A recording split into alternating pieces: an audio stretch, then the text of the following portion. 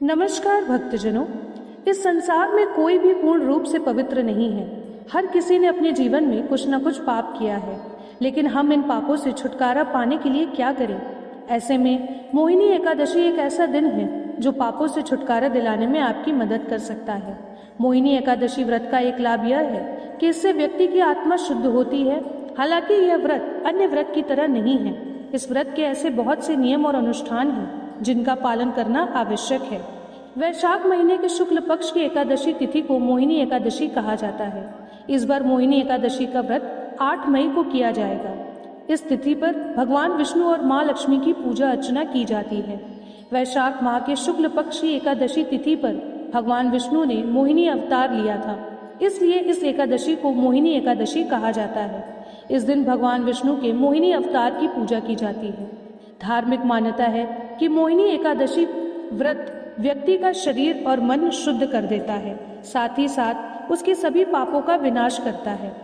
मोहिनी एकादशी के दिन जो पहला काम आपको करना चाहिए वो है सुबह उठकर भगवान के सामने व्रत का संकल्प करना, भगवान को तिल अर्पित करना, इसके बाद एक दीपक जलाना, एक कलश रखना। इस दिन भगवान विष्णु के मोहिनी स्वरूप की पूजा की जाती है, इसलिए उन्हें आपको चना, गुड़ और हल्दी की गांठ अवश्य चढ़ानी है। साथ ही साथ आपको केले के पेड़ की पूजा भी करनी है। इस दिन भगवान विष्णु ने देवताओं के सामने अपना मोहिनी रूप धारण किया था, इसलिए इस दिन को मोहिनी एकादशी कहा जाता है। इस साल एकादशी तिथि 7 मई 2025 को सुबह 10:19 पर शुरू होगी और अगले दिन दोपहर 12:29 तक रहेगी।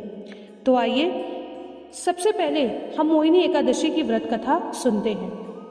सरस्वती नदी के किनारे एक खूबसूरत भद्रावती नाम का क्षेत्र था। भद्रावती नगर में चंद्रवंशी राजा धृत्यमान राजा राज करते थे।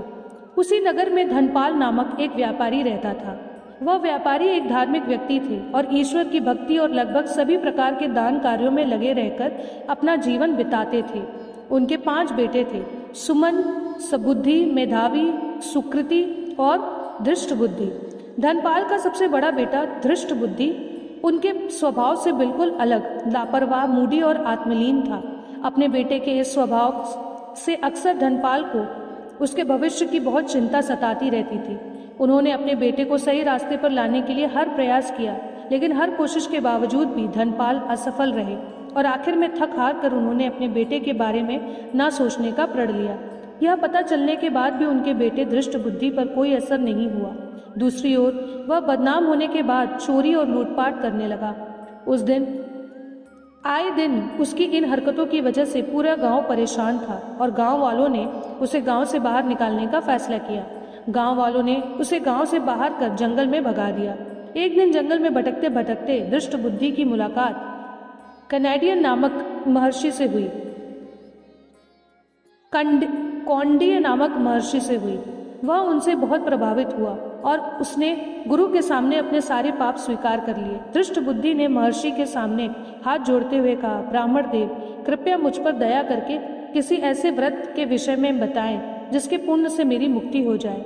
यह सुनकर गुरु ने उसे सलाह दी कि अगर वह अपने सभी पापों से छुटकारा पाना चाहता है तो उसे मोहिनी एकादशी का व्रत जरूर रखना चाहिए।